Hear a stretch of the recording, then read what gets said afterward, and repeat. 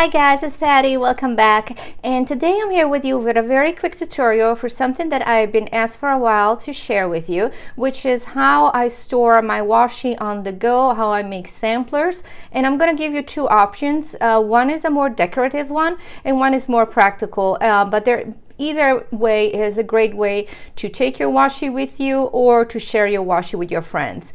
And I'm gonna give you all the sources to tell you where I got everything, but I'm gonna share with you first this kind, which I always carry in my traveler notebooks.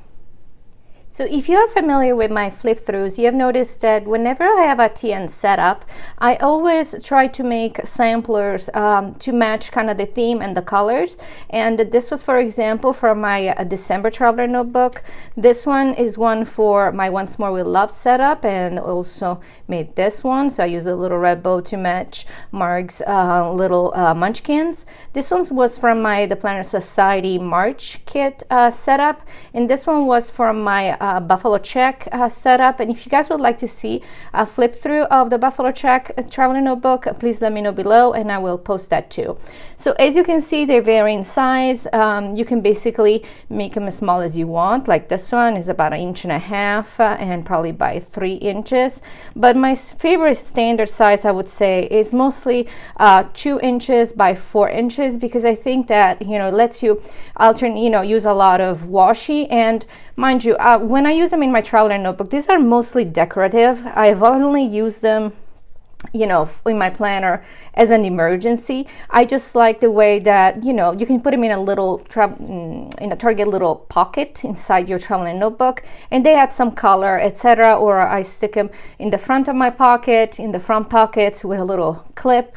So they're cute. But again, and you can also send these to your friends, and when you want to share samples of your favorite washi. Now, to make these, you probably have at home already what you need. If you have bought something that has a packaging that has hard plastic on the outside, usually on the back is kind of flat, you can kind of cut out a piece in the back 2 by 4 inches, and you can see this is nice and thick plastic. Or you can use a laminating sheet and over some decorative paper and put it through a laminator. That will do. But what I use here, I'm going to show you, is this paper. Well, not paper. It's a clear craft plastic. Now, mind you, this is expensive. I bought this for a different project and I did not realize it was $14, which is highway robbery. But it's 4 sheets, they're 12 by 12. And even though, I like that because it was supposed to be nice and shiny, which it is. So if you are if you want to splurge, this is on Amazon. I'm going to put the link below, but mind you, it's $14 for 4 sheets, even though as you can tell, I have only used a couple and I make these every month. So when you get that sheet, what you want to do is looks like this is a smaller version, clearly, but the plastic is super hard. So if you are trying to cut it with one of these standard paper cutters, it's gonna be a little hard. I have a heavy duty one upstairs. Unfortunately, again, because of my broken ankle, I cannot go upstairs, but it's a little hard to cut it on the regular one. You need more of a heavy duty one. Otherwise, you can just kind of trace it and use very sharp scissors. One thing I do like about this is that, as you can tell, there's a film over it, so it's opaque until you have cut it and then down to size, and then you just peel off the little plastic cover, and then you have a really nice shiny kind of sampler. So this is a piece that I've already cut, so I cut it with my scissors, because again, I did not have access to my heavy duty cutter. And then I'm just gonna try and peel off the plastic here. Here we go. So it kind of saves it, because not all the plastics are created equal, and this is really sturdy plastic. But again, if you get something in the mail that's got really nice thick plastic packaging, save it. Don't throw anything away. So once we have something like this, what I would do, I would just grab some of my, for example, favorite washi, which this is washi that I'm going to be using in my April setup, because my April setup, it's all pastel-y and holographic. So this is washi from Simplygilded. So what I'm gonna do, I'm just gonna wrap it around and I don't use that much because, again, this is more for me for decorative purposes.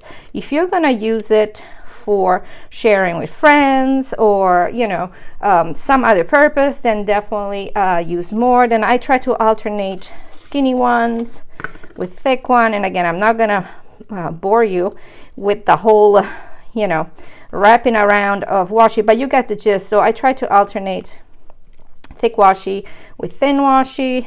This one, let's do this one last, which is super pretty, and it's actually a constellation, which is so beautiful. This again is, I don't know if I mentioned it, but it's by Simplygilded. So let me show you. So once I have filled up, let's say this hole, you know, like this, once I filled it up, I have enough. What I like to do is I like to add a couple of not a couple, I like to add bows to it, because first of all, if you have a bow, you can kind of grab it when you're pulling them out of pockets or wherever you have it stored, and also it adds a little, you know, decorative touch. So I have these options for you. So these I bought on eBay. They came from China, so I'm pretty sure they're probably available on AliExpress. If you look for either glitter bows or sequin bows, this will come up. They come in a variety of colors. I need to stock up on my white because that's my last white one. And so you can put the pink, but also you can use these. These are from Hobby Lobby, and they're actually my favorite little bows. They come in black and white, and I think kind of like a neutral gold. And I'm going to use this one. And to attach it, I would normally use actually a glue gun, but sadly no access to a glue gun at this moment. So I'm just going to use some glue dots. And, you know, this is a nice little, you know, it's a thin little bow, so it's not going to go anywhere. So you just want to attach it. If you want it more permanent, again, a glue gun would do better, you know, would better job. So you got that. So you're going to attach it right here at the top, kind of center it. And now you have your little sampler. And again, you can share with your friends. You know, super easy, super fast. Again, 2 inches by 4 inches is my favorite size. But you can also make it smaller depending, you know, if you have a smaller traveling notebook. I mean, it's very, you know, very easy, super fast. So now let me share you my second method to share and take with me the washies. So this is the second method, and you are probably familiar with this method if you have bought, especially from Japanese, you know, craft suppliers. Sometimes you can buy, you know, samples of washi. They sell them in this little sticks. Now, what are these? These are actually plant labels, plant sticks, plant labels. I found them on Amazon. I actually bought them originally in 2 sizes. This is a 6-inch size, and I also bought the 4-inch size. Unfortunately, I don't know where I put them.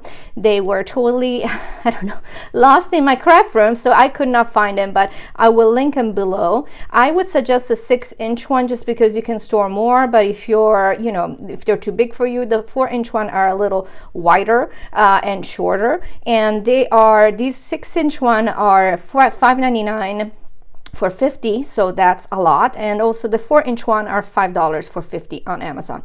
So on these, what do? I use these to kind of catalog and store my washi from the Planner Society washi you know, collection. I actually started basically, I've been subscribing since September 2015, but she started a washi sub, and I think in May 2016. So I started with that because clearly there's more washi to catalog, and I think this is a great way. It's very inexpensive to share some sampler. It's kind of small, and what I do, I actually store these inside one of the Planner Society pouches. So as you can see, I have plenty more. So you can take this with you, and I mean, you can probably store 50 of them in this pouch. So this is probably a more space, you know, a better way if you're low in space and you just want to carry more with you, because they fit perfectly in one of the pencil pouches.